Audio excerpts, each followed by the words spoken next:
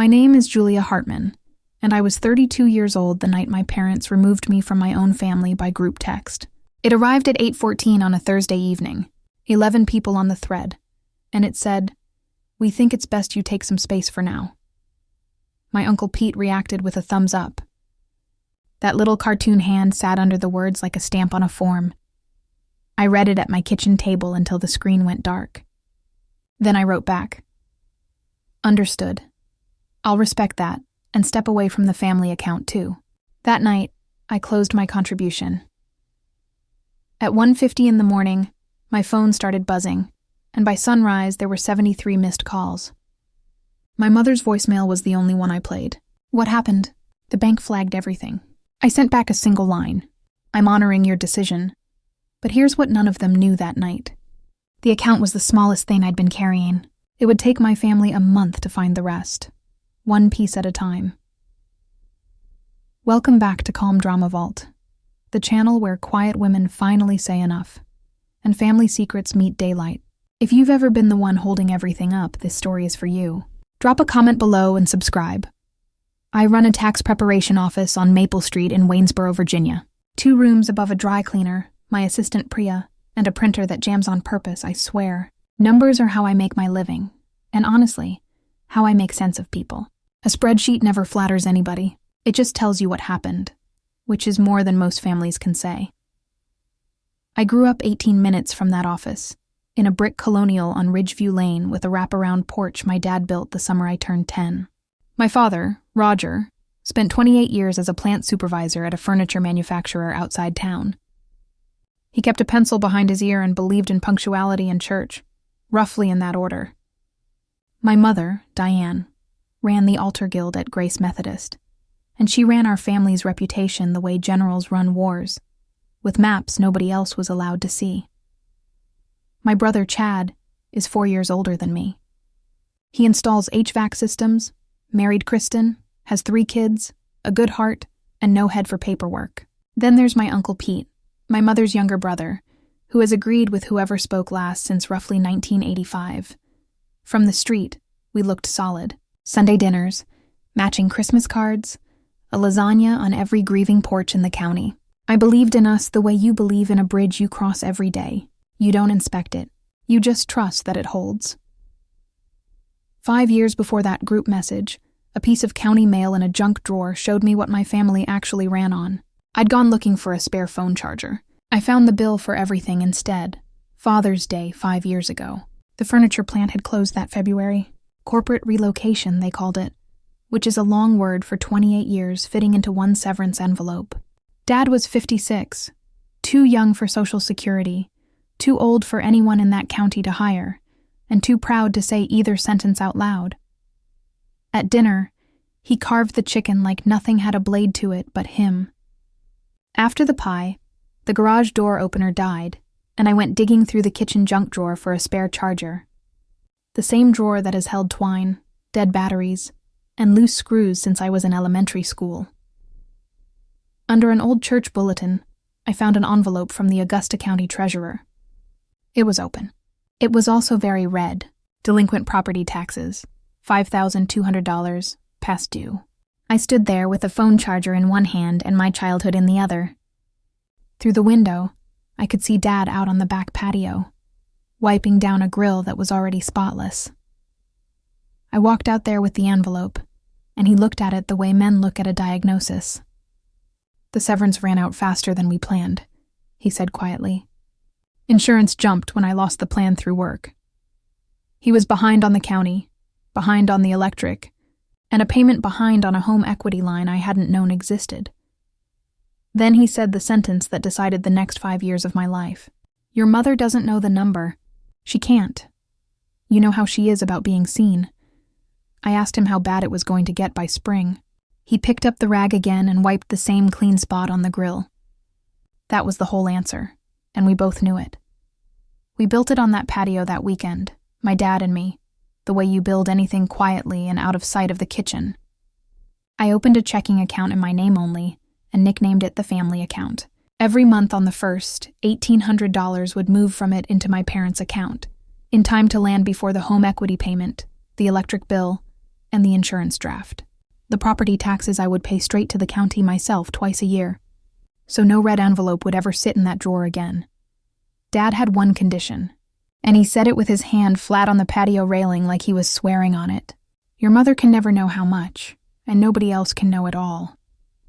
I was 27. I said yes before he finished the sentence. Here is the part that still amazes me as a professional. The cover story wasn't mine, and it wasn't Dad's. It was my mother's. Within a month, Diane had announced a family fund to the whole clan, a cheerful little kitty for emergencies and holidays. Everybody pitch in what you can. Uncle Pete put in $20 at Christmas and felt wonderful about it. Chad threw in $50 when his tax refund hit. And whenever anyone in town wondered how Roger and Diane were doing since the plant, my mother would smile and say, "Roger's pension is doing just fine." She never asked me a single question about the account. Not one. In 5 years, the woman contributed casseroles and a slogan, and somehow she was the manager of the whole story. I did the math much too late. The person who puts in the least is sometimes the one who decides what the money means. 61st of the month. That's what 5 years comes to, if you're the kind of person who counts. And I am. $1,800 every month, quiet as a heartbeat. When their water heater died 3 years ago, the fund bought a new one, $1,600. Installed by my brother's company at cost, on a warranty Chad never looked at twice. When the roof started letting rain into the attic, I covered half, $3,200, and Dad told everyone he'd been saving for it. The fund refilled Mom's blood pressure prescriptions. It kept the sedan insured. It floated Chad's van repair the winter his business slowed. Though he thanked Mom and Dad for that one, and they let him. Meanwhile, I drove a 10-year-old sedan and kept renting the little apartment above my office, telling myself a house could wait 1 more year. Then 1 more after that. I want to be clear, because it matters later. I wasn't a fool about it. In year 2, I sat my dad down and pushed to bring it into the open. Tell Chad, split the load. Make it a real family plan. He wouldn't move. His mother had raised him on a vow after some old trouble I only half knew. Something about charity and shame. And he told me flat, "If you make this public, I'll go to a bank before I embarrass your mother." I'd seen the kind of banks that wanted him. 16% smiling. So I chose the smaller price and kept writing the quiet transfers. It held like that for 5 years. My invisible arithmetic under everybody's feet. Then my brother decided to expand. Father's Day this past summer. Barbecue in the backyard on Ridgeview Lane. Dad at the grill in the apron we'd given him a decade ago. Mom orbiting the picnic table with iced tea and stage direction. Chad stood up somewhere between the potato salad and the cake and announced he was opening a second HVAC crew out toward Staunton. Kristen squeezed his arm. The kids cheered because he did, and then my mother, glowing like a woman revealing a prize, said, "And your father and I are lending him $20,000 to get it started. From savings. I sat very still with a paper plate on my knee. I knew to the dollar what my parents had in savings, because I was their savings. That $20,000 did not exist. Or rather, it existed in the future, in 60 more firsts of the month that hadn't happened yet. In my sedan staying alive another 5 years. In the house I would keep not buying. Nobody had asked me. They had promised my money to my brother in front of the whole family as their own. I waited until the cake was cut. Then I said, as evenly as I know how, "Can we talk about the loan before anything's promised? Just the 4 of us before it's set." That's all. You'd have thought I'd flipped the picnic table. Kristen studied her fork. Chad's ears went red, and my mother's smile stayed exactly where it was while everything behind it moved. Like a house where only the porch light is still on. "Not at the table, Julia," she said, sweet as the tea. "This is a celebration." Dad looked at the grill. The grill had nothing to add. 8 days of silence started that night, though I didn't know the count yet. The family thread went quiet the way a pond freezes from the edges in. Kristen still sent a photo of the kids at the pool. Nobody replied under mine. Wednesday, Chad texted me directly. "No greeting. Why do you always have to run the numbers on people?" I stared at that a long while. Running the numbers is the one thing I have ever done for this family, and it was somehow also my crime. I didn't apologize because I hadn't done anything that needed one. And I've learned the hard way that apologizing for the truth just teaches people the truth is negotiable. Instead, I did what I do. I built a plan. 2 pages, plain language, no blame in it, where things stood, what was sustainable, what wasn't, and 3 ways forward we could pick from together like adults. I figured I'd ask my parents for an hour some Sunday, lay it out, and finally drag the whole quiet arrangement into the air where it could breathe. I never got the chance to schedule it. What I got instead was Uncle Pete's voice in the background of my mother's kitchen every evening that week. I know because Pete mentioned it later, the way he mentions things sideways and too late. A brother and sister and a speakerphone, deciding what I was. On the 8th day, a Thursday, I closed the office at 6, made dinner for 1, and was rinsing the pan when the phone lit up on the counter. 8:14 p.m., the family thread. My mother's phrasing, my father's silence, and every relative I had reading along. We've been talking as a family, and we think it's best you take some space for now. We love you, but there's been a lot of tension since Father's Day, and everyone needs room to heal. We hope you'll respect that. Sent by my dad's phone, written in my mother's voice. I'd know that syrup anywhere. 11 people on the thread. My parents, Chad and Kristen, Uncle Pete, and his wife Donna, 2 cousins, their spouses, and me. Stepped away from my own family, on the same thread we used for birthday cakes and snow warnings. I watched it sit there. Then Uncle Pete reacted with a thumbs up, and I heard myself laugh. One short sound, alone in my kitchen. A thumbs up. That man drove me to my first driving test. He'd known me since the hospital. I put the phone down, washed the pan, dried my hands, and picked it back up. My reply took me 1 draft. Understood. I'll respect that, and step away from the family fund too. No period of negotiation. No paragraph of hurt. If the family had voted me out, the family could not keep the part of me that paid its bills. That math has to work in both directions, or it was never a family fund at all. It was 10 o'clock when I opened the laptop. The August transfer was scheduled to run at midnight. $1,800 the 61st first of the month. I canceled it. I canceled the county e-check for the tax installment. I canceled the small auto pay that fed Mom's pharmacy card. Each click was a year of my life, and the strangest part is how calm my hands were. Then I turned off the ringer and went to bed. At 1:50 in the morning, every machine my family never knew existed tried to speak at once. Here's what happens at 2 in the morning when the ground quietly stops being there. Banks run their overnight batches in the small hours. Payments post, transfers land, machines talk to machines while the whole county sleeps. That night, the machines had bad news for each other. My transfer never arrived, so my parents' checking account sat close to empty when the drafts came calling. The home equity payment, $480, reached in and found nothing. The electric bill bounced behind it, and every single failure fired off a text alert to the phone on my father's nightstand, because years ago, I was the one who'd set up his alerts, being the kind of daughter who thinks of things. Insufficient funds. Payment could not be processed. Action required. Ping, ping, ping.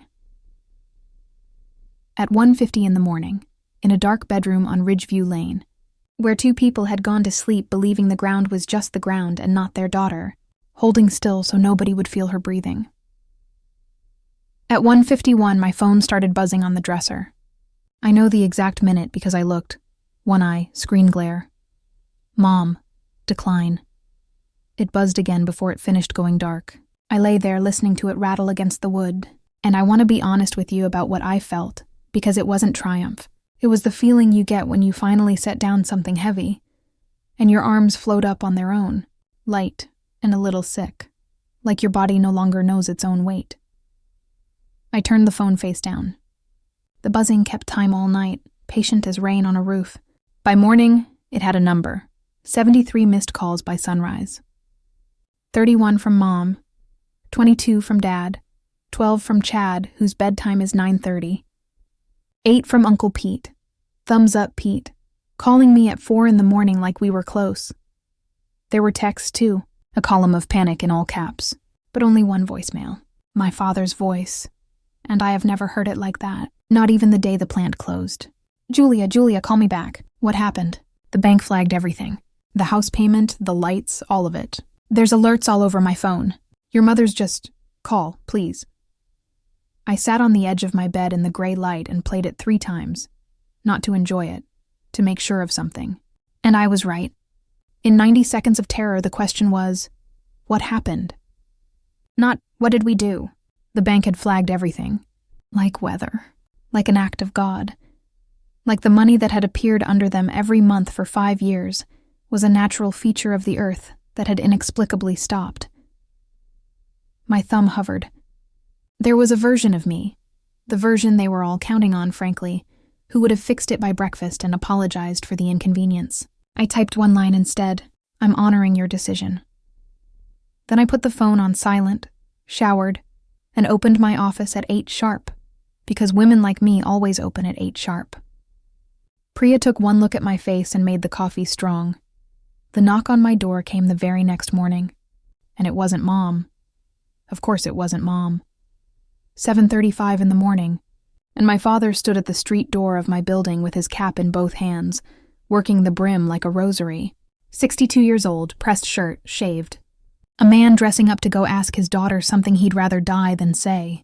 Your mother doesn't know I'm here, he said, which in our family is practically a love language. I made him coffee upstairs at my little kitchen table, and he looked around the apartment like he was seeing it new. The second-hand couch, the folding bookshelf, the window unit humming. The daughter, with $108,000 out the door, lived like a grad student, and I watched some arithmetic happen behind his eyes that had never happened before. He couldn't ask. He got as far as we twice, and the payment once, and each time the sentence died of shame on the table between us. So I helped him, because 32 years of loving somebody doesn't shut off in one night, and said, I know exactly what's due, Dad. I'm not doing this to watch you drown. I slid a single sheet of paper across, every bill that used to write on my back, each with its amount and its date in plain print. Not a ledger. A handoff. These are yours now. You have more time than the alerts make it feel like. Late is survivable. Pretending is what's expensive. He read it top to bottom twice, folded it in quarters, and put it in his shirt pocket behind the pencil, right where he's kept everything important since before I was born. At the door, he stopped, back still to me. She told everyone you'd gone through some kind of episode, he said. And then he went down the stairs, and I found out where my mother had gone instead of calling me. She'd gone to church. Thursday, the pharmacy called my office. That's how these things reach you in a town like Waynesboro. Not with a summons, just Linda from the drive-through window, apologetic. My mother's blood pressure refill was declined. The card on file wasn't working, and Diane had stood at the counter saying there must be some mistake until the line behind her grew opinions. My mother has hands that swell in July. I know because I've watched her need bigger rings every year. And I'd bought those pills quietly for 5 years, tucked inside the same auto pay as everything else. Here's where I want to be exact, because it matters to me that you understand what I was doing and what I wasn't. The fund was closed. The fund stayed closed, but I drove over on my lunch break, paid for the refill at the counter in person, and set the account so that one prescription, that one, billed straight to me from then on. No card of hers involved. No fund resurrected. Linda didn't ask questions. Linda has a mother too. My assistant Priya asked when I got back why I'd pay for anything after what they did, and I gave her the only answer I had. The fund was a lie I'm done telling. Her joints aren't a lesson. Boundaries, it turns out, need a steady hand, and mine were 3 days old and wobbly. But that line felt straight, so I drew it. Driving back down Route 340, I passed Grace Methodist. Thursday evening, and the parking lot was full. I remember thinking some committee must be meeting. Some committee was. By Sunday, I had become a prayer request. Not by name at the pulpit. My mother is an artist, not a vandal. It moved the way she moves through the altar guild phone tree, in tones of loving concern. Julia is going through something. She's cut the whole family off. Pray for Diane. She's holding up so well. And just like that, the pity started flowing in the correct direction, toward my mother, carried on casseroles. Mrs. Talbot brought a lasagna to Ridgeview Lane. The Hendersons had my parents to supper. Somebody's husband offered to look at Dad's gutters, since apparently the poor man's ungrateful daughter had abandoned them in their golden years. Uncle Pete left me a voicemail that belongs in a museum of voicemails. 2 minutes of scripture-adjacent disappointment ending with, I just never thought you'd let money change you, sweetheart. Let money change me. I sat in my car and laughed until it wasn't laughter anymore. 2 of my cousins quietly unfollowed me. The thread, of course, stayed silent. I was still on it technically, the way a name stays on a mailbox after the person's moved out. I did nothing. I want that on the record. No counterstory, no corrective text, no receipts posted anywhere. Partly it was strategy, because you cannot out-narrate a woman who has run the story of a town for 30 years on her home field. But mostly it was older and simpler than strategy. Even now, even exiled, I was still keeping their secret, still holding the roof up with my mouth shut.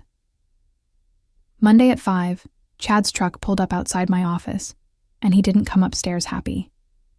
My brother filled my office doorway the way he's filled doorways since high school, arms crossed, jaw first. "Mom says you froze the family's money," he said. "The fund? Everybody's fund, because your feelings got hurt at the cookout." I let that sit a second. Priya found something urgent to file in the back room. "Everybody's fund," I repeated. "Chad, one question, and then I'll answer anything you want. In 5 years, how much have you put in it?" His mouth opened on a number he didn't have. I watched him hunt for it. The Christmas 20, maybe the year of the tax refund. Watched him do more math in 10 seconds than he'd done in 5 years, and watched the math come back small and cold.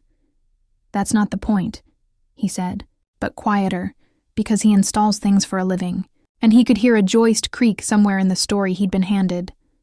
"It's exactly the point," I said. "I didn't freeze everybody's money. I stopped giving mine." "Those are different sentences." He stood there working it. And then my brother said something that told me the ground under Ridgeview Lane had never been as solid as either of us pretended. Dad's been weird about money since the plant closed. Cash for everything. Wouldn't let me quote him for the water heater. Then suddenly the warranty covered it. He looked at me. I looked at him. "Warranties don't cover acts of daughter, Chad," I said gently. "Go ask your parents, not me." It was never mine to tell, and it still isn't. He left without slamming the door, which for Chad is a white flag. That Sunday, I drove to Ridgeview Lane at 10:30 when I knew the pews would be holding them. I hadn't planned a speech, because there was nobody to hear one. On my key ring, between the office key and the sedans, hung the brass one, the key to my parents' house, cut for me at 16. Carried for 16 years through every apartment, every purse.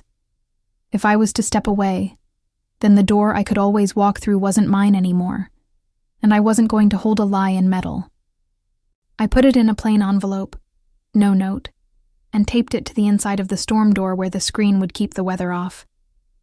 Then I stood on that porch a minute in the quiet. The grass was 2 weeks long. Dad mowed on Saturdays always and hadn't. The truck was gone. Not at church. Gone. Through the kitchen window, I could see the wall calendar by the phone, the one Mom's had since before cell phones. And what I saw there followed me home and has never really left.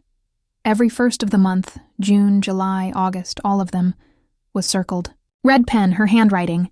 My mother, who never asked one question about the fund, who managed the story and touched none of the math, had been circling the day my money landed for 5 years. The way you circle a birthday. She knew the rhythm of me by heart.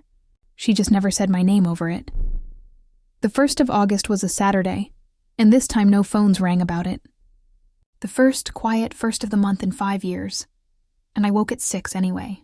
Made coffee, sat at the table with my phone dark in front of me like a switched-off appliance, feeling for a chore that wasn't there. If you've never had a burden long enough to miss it, I'm glad, and I hope you never learn how much a missing weight can weigh. My hands genuinely didn't know what to do on a first of the month, so I drove, no plan, windows down, out past Fishersville, and on Cherry Blossom Lane, I slowed for a little brick house with a deep front porch and a for sale sign leaning slightly, like it was tired of asking. I sat across the street from that house for half an hour. 32 years old. I could afford it. Had been able to afford it for years is the joke. The down payment had simply gone out $1,800 at a time, buying a story I wasn't even a character in. And parked there, I finally asked myself the question I'd been outrunning since the patio 5 years earlier. Who was I if nobody needed me? Because I knew how to be the responsible one, the quiet fix, the ground.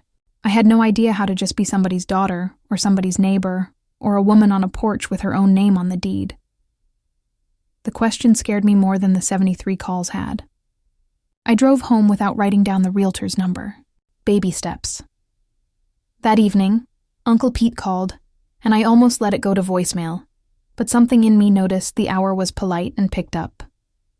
His voice was different, smaller. "Julia," he said. "What exactly was the family fund?" Here's how the truth started leaking, and I promise you I didn't spring the leak. With my parents visibly struggling, the gutters, the grass, the prayer chain working overtime, one of my cousins had floated the obvious idea.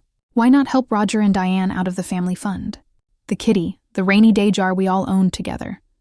So Uncle Pete, who as it turns out was listed on that cheerful little cover account Mom had opened for appearances, went to the branch and asked for a balance and a history. 5 years of the whole clan's generosity, minus my transfers, which had never touched it. $940 and change. Birthday 20s, Christmas 50s. One ambitious 100 from Donna in 2022 that she'd mentioned at least yearly since.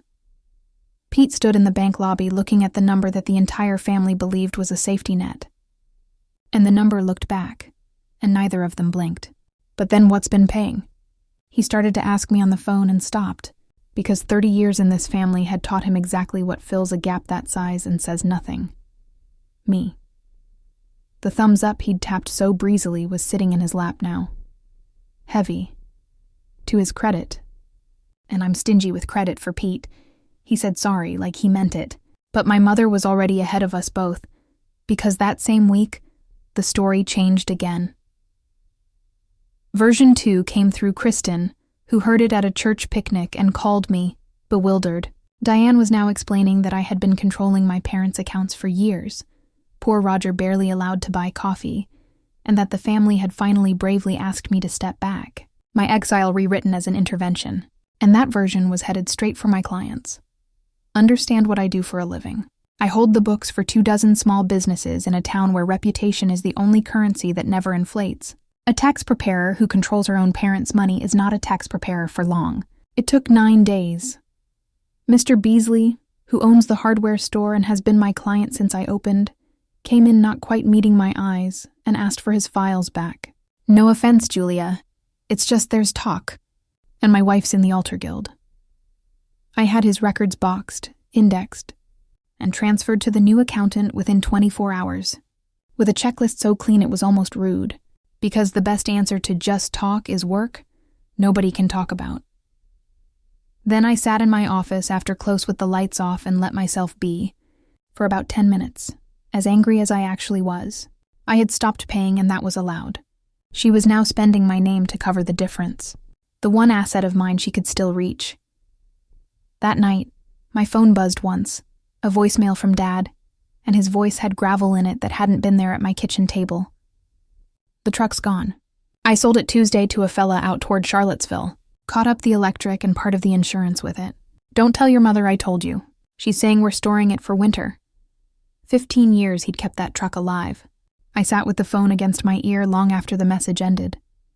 Then came one more text, the longest I'd ever seen my father type. "Meet me at the diner on Route 340 tomorrow. I'll buy the coffee. There's something you need to see before your mother signs anything."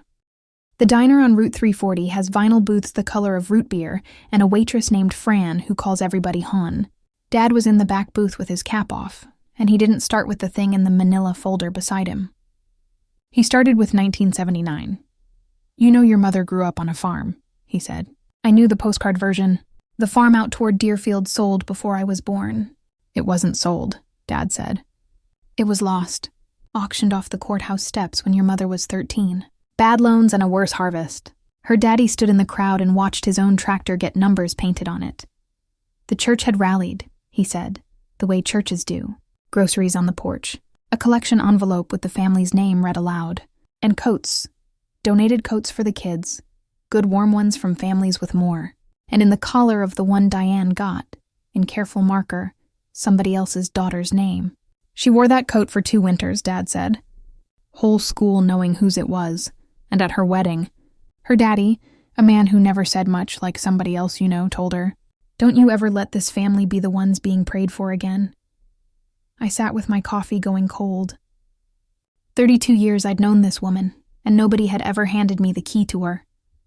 It didn't excuse a single casserole of what she was doing to me, but it explained the engine. My mother wasn't lying to hurt me. She'd been lying so long it was load-bearing. Take it out and her whole sky comes down. I'm telling you this, Dad said, so you know what I'm up against when I say she'd rather drown than wave. Then he slid the folder across the table, and the past stopped mattering quite so much, because the folder was about the future. A flyer, cheerful yellow, senior homeowner relief in letters like a carnival, and under it, an application in my mother's neat church bulletin handwriting, filled out down to the last line but two, the signatures. I read that application the way an accountant reads a bad audit. 13.9% interest, an origination fee dressed up as a processing courtesy, monthly payments that looked almost gentle for 2 years, then climbed like a fever, and the whole thing staked against the house, the paid-off house, the one asset my parents actually owned in the world. It was the kind of loan that exists because proud people would rather sign with strangers in the dark than say one true sentence to their own family in the light. She hears things are catching up with us, Dad said. This way nobody knows, not even you. I put my palm flat on the paper like I could hold it down. Dad, this isn't a rope. It's an anchor painted like a rope. I know what it is, he said, and his voice cracked in the middle. First time in my whole life. You think I don't know, but I can't give her the other thing. The other thing is everybody knowing. There it was. The family religion, 1 sentence long. I looked out at the parking lot and did the only honest math available. I could write a check tonight, quietly, and be the ground again, and we would all sink back into the same warm lie and drown in it on a schedule. Or I could stay out clean and principled and watch my mother sign that thing inside a month. I'm not writing checks in the dark anymore, I said. Not ever again. That's done. He nodded slowly, like a man at a graveside. Then she'll sign it in the dark instead. No, I said. There's a third way, but it costs. I need everyone in one kitchen. And first, I need a week. I found a HUD housing counselor through a friend at the bank. Miss Alvarez worked out of a shared office near the courthouse, had reading glasses on a beaded chain, and treated my parents' finances, which I laid out from memory, every number, like a plumbing problem. Unglamorous, fixable, no sermon included. In 1 hour, I learned more useful things than that yellow flyer wanted anyone to know. The county would put the missed tax installment on a payment plan. Penalties stop growing the day you set it up. The bank holding the home equity line would sooner restructure than chase a 62-year-old into default, because paperwork is cheaper than lawyers. There was a senior tax exemption Dad had never once filed for. Small, but real. And then she took her glasses off and said the grown-up thing, the one I'd been circling for weeks without landing. Ms. Hartman, the simplest fix is also the hardest one for families. That's a lot of house for 2 people on a fixed income. A house is not a family. It's a bill with memories. I drove home the long way, past Cherry Blossom Lane, and that night, I built the whole thing on a single sheet of paper. What I'd pay to zero out the damage, what I'd contribute monthly, with a number and an end date. Not a vein, what Chad could carry, what Pete could do that wasn't money, what Mom and Dad would have to do in return. 1 meeting, 1 signature, 1 spring. Every line of it survivable. Every line of it out loud. It could work, I thought. There was exactly 1 person on Earth guaranteed to fight it like death itself. I sent it to the family thread. The same thread, I want that understood. The one with the birthday cakes and the snow warnings, and the message that had voted me off the island at 8:14 on a Thursday. 6 weeks of my silence sat above it like snowpack. And then, Sunday, 4 p.m., Mom and Dad's kitchen. About the family fund. I'll answer every question anyone has ever had. Everyone should come. I put the phone down and made dinner. And I'd be lying if I said my hands were as calm as the message was. The replies landed in order of character. Chad, I'll be there. Kristen, a heart. Donna, what fund? Lol. God bless Donna, the only honest woman in 3 counties. My mother replied privately. 1 line, no greeting. There is nothing to discuss. I didn't answer her, because there was nothing to discuss. And then on the main thread, under my announcement, where 11 people could see it and remember everything, Uncle Pete reacted with a thumbs up. I stared at that ridiculous little hand and felt something twist in my chest that was half laugh and half forgiveness arriving early. Same emoji, different army. Saturday night around 9, someone knocked on my apartment door, and I remember thinking Chad had forgotten how doorbells work. It wasn't Chad. My mother stood on my landing in her good gray cardigan, hair done, spine straight, purse held in front of her with both hands like a shield. I realized, as we looked at each other through the screen, that in the 5 years I had lived above my office, Diane Hartman had never once been inside her daughter's home. "May I come in?" she said. It was not a question. I opened the door anyway. She sat on the edge of my secondhand couch the way you sit in a doctor's office, and her eyes did one slow lap of the apartment. The folding bookshelf, the window unit, the 10-year-old car keys in the bowl, and I watched her file it all somewhere she'd never have to look at again. She declined tea. Then my mother, who had not spoken to me in 6 weeks, made me the best offer she had ever made anybody. "Come home, Julia. Sunday dinners, your chair, all of it, like before." A breath. "We'll tell people it was a mix-up with the bank. These things happen. Nobody understands computers. The fund goes back the way it was. And there's no need for this meeting." There it was. Everything I wanted. Gift-wrapped in everything that was killing me. And because she is not a stupid woman, my mother did not stop there. She leaned in and her voice went soft the way it did when I was small and sick. And she took the knife she knows best. "Sweetheart, you were happiest when you were helping. That's who you are. It's who you've always been. Why do you need them to see it?" I want to tell you I felt nothing. I felt everything. That sentence had been running my life since a patio 5 years earlier, and she'd just said it out loud like a compliment. "The meeting happens, Mom." Her chin came up. The softness folded itself away like linen. "It's what's best," she said, standing, smoothing her skirt. "It's always been what's best. That's all I have ever done for this family."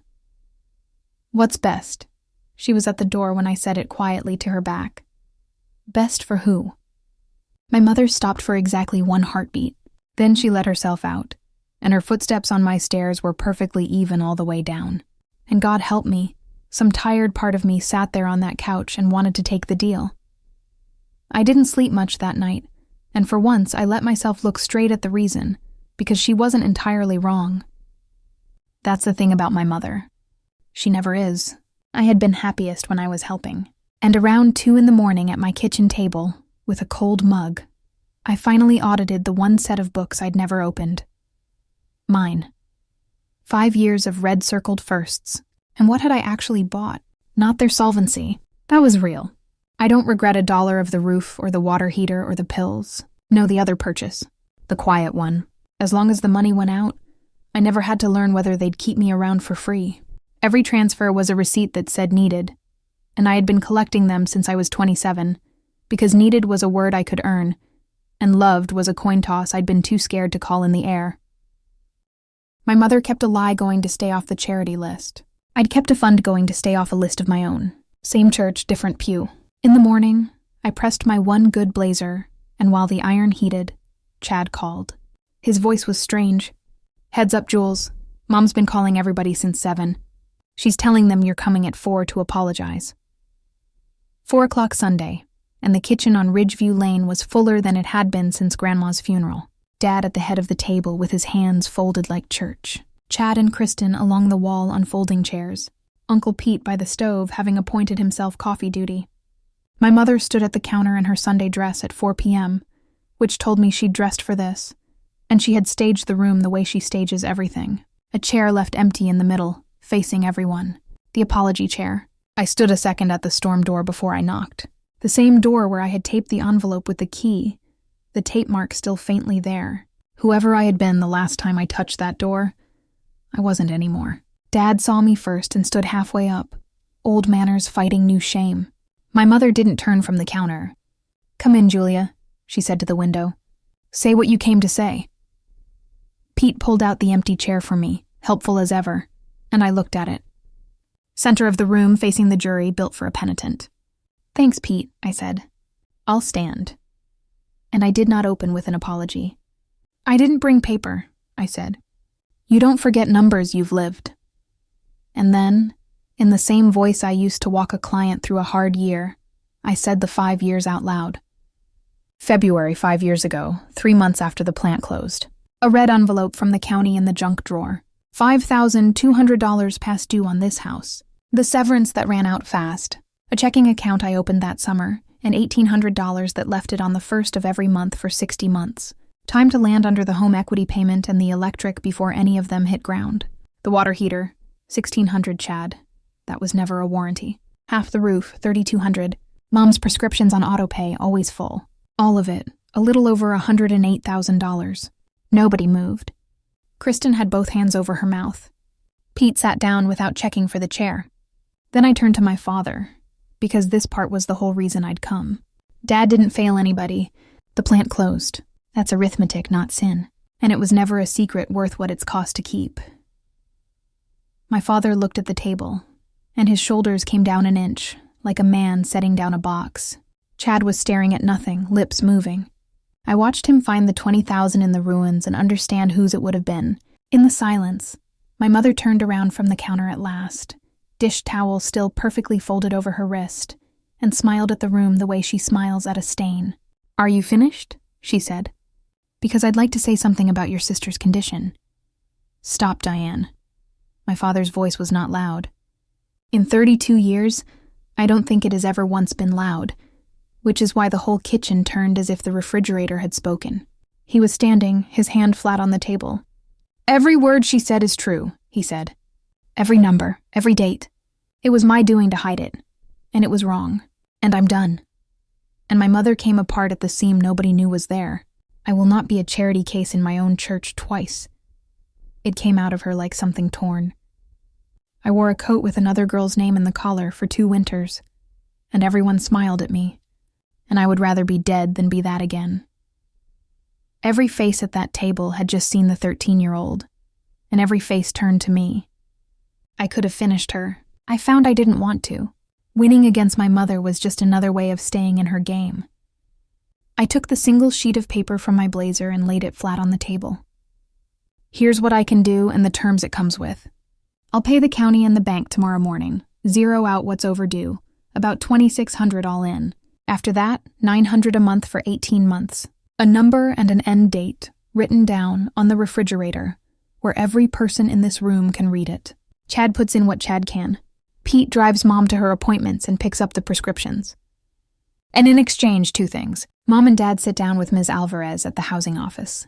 And in the spring, this house goes on the market because it's a bill with memories, and it is eating you alive." I looked at my mother. "Everything in daylight, Mom, or nothing at all?" "Those are mine." She stared at me across her kitchen. 5 years ago, I made a decision in the dark, I said. Tonight, I'm honoring mine. For a long moment, I genuinely didn't know which way it would land. Then my mother set the dish towel down, squared it edge to edge, and walked out through her own storm door into her own backyard. The screen clapped shut behind her. My father reached into his shirt pocket and took out his pencil. He read the whole sheet out loud first, making himself say it, making them hear it. Then he signed it and slid it to Chad, who wrote $200 a month in the margin, and said, "Forget the 20. Pete signed up for Tuesdays in the pharmacy. Through the window, I could see my mother in the backyard, still in her Sunday dress, deadheading roses with her bare fingers, back perfectly straight. I went out. "You've made me small," she said to the roses. "No, Mom, the lie was small. I only had 5 years. You've had it since you were 13. Her shears went still on a stem. After a while, in a voice I'd never heard her use, flat and bare, my mother asked the only question she had left. "What happens on the 1st of the month now?" "Breakfast," I said, "if you want it."